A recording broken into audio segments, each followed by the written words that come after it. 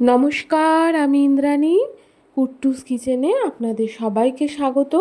চলে এলাম আজকে আরেকটি রান্না নিয়ে। এই যে হলো এগ চিলি বা চিলি এগ, যেটাই বলতে পারেন আপনারা। এর জন্য প্রথমেই লাগবে ডিম সেদ্ধ। আমি এখানে 5টা ডিম নিয়ে নিয়েছি এবং এগুলোকে এবার আমি কাটিং করে নেব। দেখুন, এখানে আমি সবকটা ডিম কাটিং করে নিয়েছি। এখানে আমি একটা ডিমের থেকে 4টে টুকরো করেছি। এবার এটাকে সাইডে সরিয়ে রেখে একটা ব্যাটার বানাবো। ব্যাটারটা হলো, আমি এখানে নিয়েছি ময়দা আর বেসন। বেসনের পরিবর্তে আপনারা কর্নফ্লাওয়ার ইউজ করতে পারেন। দিয়ে দিলাম একটা গোটা ডিম আর দিয়ে দেবো এখানে পরিমাণ মতো লবণ। এবার চলুন এটাকে একটা ব্যাটার বানিয়ে নিই।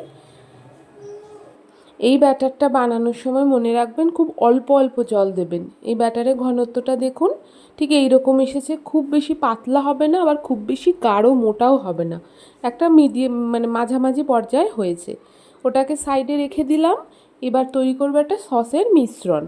প্রথমেই দেখুন আমি নিয়ে নিয়েছি টমেটো কেচাপ,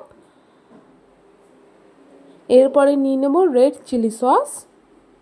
সেটা আমি চিংসের ইউজ করেছি।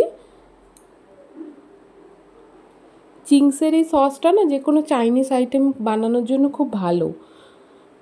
এরপরে নিয়ে নিচ্ছি সয়া সস। এই রান্নাটায় আপনারা দেখবেন আমি ক্যাপসিকাম ইউজ করিনি, কিন্তু আপনারা চাইলে করতে পারেন।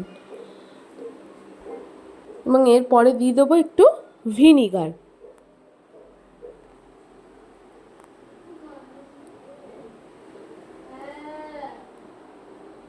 ব্যাস, এই সব কটা জিনিসকে আমি একবার চামচের দ্বারা মিশিয়ে নিয়েছি।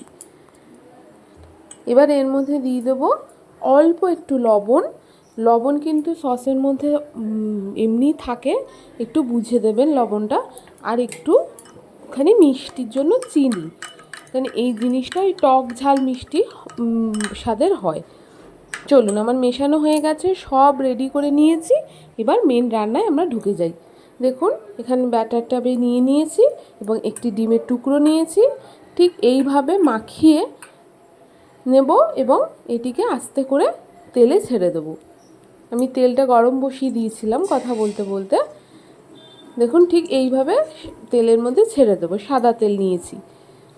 দেখেছেন ব্যাটারটা কীরকম হয়েছে? ঠিক মানে গায়েও লেগে থাকবে, কিন্তু খুব বেশি মোটাও হবে না।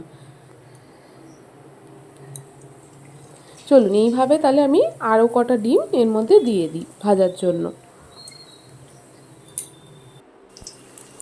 দেখুন, আমার ডিমের মানে যে পকোড়াটা, এটা কিন্তু ভাজা এক পিঠ হয়ে গেছে। এবার আরেকটা পিঠ আমি উল্টে দিচ্ছি। এইগুলো না এমনিতেও মানে আপনার সন্ধ্যে স্ন্যাক্সের জন্য এই অবধিও খেতে পারেন। চা ঠায়ের সঙ্গে গরম গরম এরকম ডিমের পকোড়া করেও খেতে পারেন, খুব ভালো লাগে খেতে। ওপরে একটু চাট মশলা ছড়িয়ে খেতে পারেন এমনি।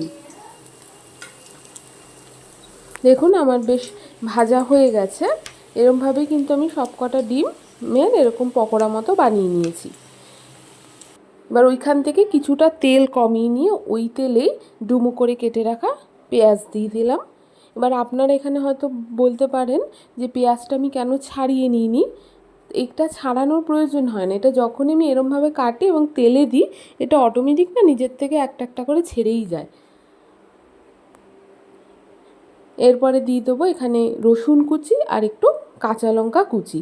কাঁচা লঙ্কাটা আমি কাঁচি দিয়ে একটুখানি বেঁকিয়ে কেটেছি, তাই এই শেপটা হয়েছে কাঁচা লঙ্কার। এবার এগুলোকে না খুব হাই ফ্লেমেই ভাজতে হবে, কারণ যেহেতু এটা চাইনিজ একটা রান্না হচ্ছে। চাইনিজ রান্নাগুলো একটু হাই ফ্লেমেই হয়। তাই জন্য চাইনিজ রান্না যখনই করবেন সবটা একসাথে গুছিয়ে নিয়ে তারপর বসাবেন। দেখুন, আমার কথা বলতে বলতে পেঁয়াজ লঙ্কা রসুন সব ভাজা হয়ে গেছে। এগুলো বেশি ভাজার দরকার নেই, তাহলে না হলে না ক্রাঞ্চিনেসটা থাকে না। এরকম ভাজলেই হবে।